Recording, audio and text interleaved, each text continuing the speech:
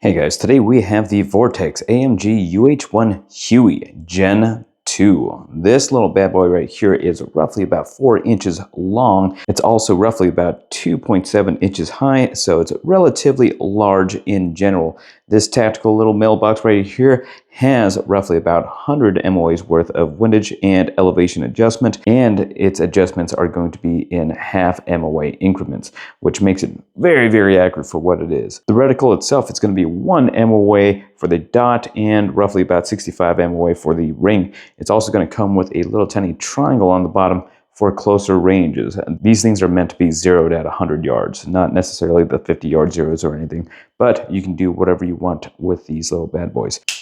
It is going to have QD latches like these ones, and for the battery compartment, it's no longer a little tiny thing where you need a screw or anything, but it's going to come with a little tiny flapper right here to make it really nice and easy to change out those batteries. As you can see here, it does have a night NV button, so that's going to be the night vision button. It does have 8 night vision settings as well, which you can't really see on the camera, but I'll show you later. Boom. Okay, the brightness adjustments are absolutely huge. All the way super dim. These things operate off of absolutely no parallax, and it will give you unlimited eye relief. So it does not matter at what distance you put these things at, the reticle will stay the exact same size. These things do have an auto shut-off feature, which will be roughly about 14 hours, but in terms of the shake awake, there's not so much on the shake awake. You just got to press the buttons. It's very similar to the EOTech. It is a full-on holographic sight, as you can see by the mirrors inside here, just like the EOTech. So it's not operating off of a red dot reticle. It is an actual holographic sight. It will project these images for you nice and accurately. And just for the first initial review, these things are tanks right here. Super solid compared to all the other optics I've actually handled, and it is a little bit heavier. Freaking absolutely massive on that window. Now the medium that I am putting on it today is going to be the AR-15 in 5.56 14.5 barrel. Nice little custom build made for night vision. And these little bad boys, as you saw earlier, that QD system is super quick and easy to play around with. Now, first thing we're going to look at, okay, we're going to look at some of the reticle features, and then we're going to get into how well it performs in general. Now, if we're taking a look at the height is not going to be too tall or too short. If we can take a look there, we can actually see the front sight post that I actually have popped up as a backup sight. However, popping up that rear sight still maximizes the view and field of view that we would actually get normally with pop-up iron sights. So it definitely does not interfere whatsoever. Will it co-witness pretty darn good? It will co-witness absolutely perfectly. Now, if we're taking a look at the reticle, the center dot right there is going to be 1 MOA. The outer ring is going to be roughly about 65 MOA wide. But if you notice on that bottom, there's a little triangle. That triangle is meant for CQB, and it's meant for close quarters. So anything before 10 yards, if you zero it off at roughly about 100 yards, it will impact roughly around that same area. That way you don't have to guesstimate your holdovers. It'll make it nice and easy for you. Now, we're going to take a look at the brightness settings real quick. It does get pretty darn bright to the point where it's super annoying. But if we take a look at it at an optimal angle, everything will be crisp, clear, and absolutely perfect for you. Now, in terms of the adjustment increments, these things are going to be roughly about half MOA, which means at 100 yards, 1 click equals half an inch left, right, up, or down. At 50 yards, you'll just have to multiply it by 2. If you're doing it at 25 yards, you'll just have to multiply it by 4, and then you'll get your correct increments. For instance, if you want to move over 1 inch at 25 yards, you'll click it 8 times to whichever direction that you want. Now, taking a look at the reticle, it's clearly visible. However, that night vision button will actually lock it into the night vision mode, so you cannot turn the brightness all the way back up in terms of night operations. Holding on to it for a few seconds becomes absolutely invisible. From here, I'm going to turn off the lights. You can clearly see the reticle operating as it should. Now, if you run nods, you may be wondering if it actually causes any glare or anything. It doesn't actually create a profile whatsoever, except if you have it on the daytime setting. If you look there, that little spot, that's where the holographic sighting is actually blown out at it. However, if we pop it over to the night vision setting, there will be no more imprinting or profile for it to actually show, while the reticle is still going to be nice and visible for us to play around with. Now, testing out its parallax, we're going to see if there's any shift whatsoever. It does offer up to be parallax free at roughly about 25 yards or so. This is roughly about 7 to 10 yards. I haven't actually measured that too well. You can see on that bottom side, no parallax. Left and right shift, there's almost no shift whatsoever. And from the top, absolutely no shift. Super clear reticle, super clear option for you out there. This is just on the bright setting, so it should be a little bit blurry. But if you're staring at that little triangle right there, it is very, very crisp and easy to pick up. Pretty darn groovy. Now, this is what I actually mean by unlimited eye relief. I am well past that buttstock right here, but I can still see the reticle. But if I'm going closer and closer and closer, you'll notice that the reticle stays exactly the same size in accordance to the actual focus. Now, if we're taking a look at this thing, it is absolutely massive as compared to the actual rifle platform it's on. That's where it usually gets that nickname, Tactical Mailbox.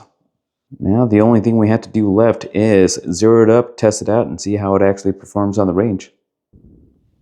And now we have made it out to the desert where we will be testing out the Vortex Uh1 Gen2. With it, I do have the Sig Sauer Juliet 5 times magnifier, and I'm going to be utilizing it for pretty much accuracy purposes. Now, I've already zeroed it to 100 yards, so as of right now, we will be testing out to see how it holds in terms of zero and how much that CQB triangle on the bottom actually functions. We'll be doing variable distances at 5, 10, 15, 20, and 25 yards to see where that impact zone actually operates. Starting off at 5 yards, we're going to use that CQB reticle. 10 yards CQB reticle. 15 yards CQB reticle. 20 yards CQB reticle. And 25 yards CQB reticle. Now, if we're taking a look at that 5 yard line, it is roughly 1 inch low. At the 10 yard, it'll actually gradually go upwards that way, but all of them are within roughly about 3 inches of each other, so 1 inch high. At 15 yards, it is going way high right there, so that is roughly about 4 inches high. At 20 yards, that's about 5 inches high. At 25 yards, it is going to be roughly about 6 inches high. So it is pretty darn accurate. It is useful, but I'd say you want to keep it at roughly about 10 to 15 yards if you want to use that CQB reticle. Now, taking a look at that reticle, you can see how super crisp and clear it is. We're out in the desert, roughly about 100 degrees outside right now. There's no washout whatsoever. The sun is extremely bright. And as you saw on that test, there was a lot of deviation at variable distances. We're just going to take a look at the reticle real quick to see if there's any parallax shift whatsoever. I'm not seeing too much. You do get a little bit over at that top portion of the window. Your windage and elevation up until that top portion of the window, there's no parallax shift whatsoever, so it does maintain accuracy. So we'll do a couple more tests. We're going to do some drills, and then we'll get a better understanding of how easy or how terrible this thing would actually go. First, we're starting off with the good old-fashioned bill drill. That's going to be 7 yards, 6 rounds, as fast as I can. We're going to see how it actually functions. Yeah, pretty darn good right there. The CQB dot is very, very useful, especially at closer ranges. Next up, we're going to try a couple failure drills just over and over again in succession. We'll see how useful that CQB dot is so that we can actually make good, accurate inferences instead of kind of doing like a holdover.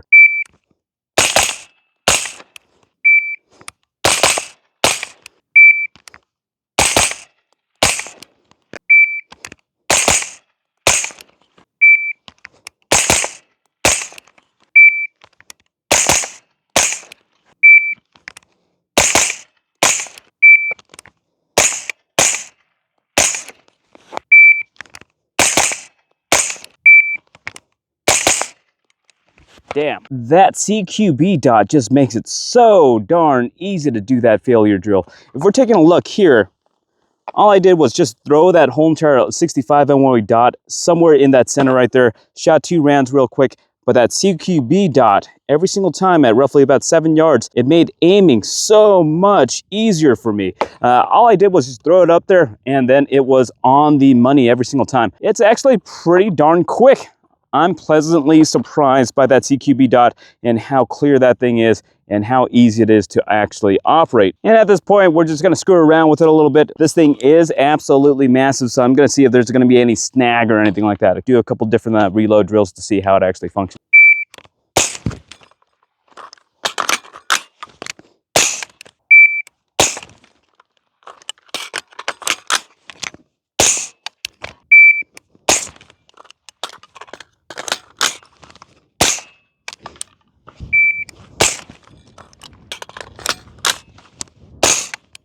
I gotta say, definitely doesn't get it in the way, but you definitely feel the weight of this thing. This thing absolutely weighs it down a whole ton. It doesn't really help that I have a suppressor on here, a little D-Ball A3, a little Streamlight Pro Tac, or even the Julia 5, but you definitely feel like it's weighing it down a whole lot. It's definitely lighter than the first gen for some odd reason, but in general, it doesn't really snag up on anything. This little tactical mailbox here just operates so darn well. So we'll see how it actually continues to function. Final thoughts on the Vortex Uh1 Gen 2. Absolutely love it. The reason why I got the Gen 2 was because my Gen 1 took a crap on me after roughly about 10 to 12 years or so. And it went through roughly about 20,000 rounds before it finally took a crap on me. By then, the Gen 2 was already out and they already phased out the Gen 1s. So Vortex's lifetime warranty really helped out a lot because I sent it in to get it repaired and they just sent me a Gen 2 instead, which is a phenomenal approach. These ones are going for roughly about $600 to $800, so I'm super happy about that approach. And that CQB triangle on that bottom really helps out in terms of close range, so I don't really have to do any math inside my head, even though naturally I'm supposed to be pretty good at math. But that one's working out pretty darn well for me. Would I buy it? Yes, I would absolutely buy this thing if I did not have that warranty. But with Vortex's lifetime warranty and VIP warranty, I'm pretty confident that this thing's gonna outlast me in the next generation. If not, they'll probably send me another one. I'm pretty stoked. In terms of functionality, co-witnessing is perfect. I don't need a Unity, I feel like I don't need a Unity riser for this thing. The reticle's super crisp and clear, the window's nice and big, and it does take a beating. Everything about it is super user-friendly, and I would definitely recommend it to future buyers of these things. And that's pretty much it for this video. If you liked this video, go ahead and head on over to this link on that bottom and use this code right here for 10% off on your next purchase. Other than that, like, share, subscribe down below, and thanks for stopping by.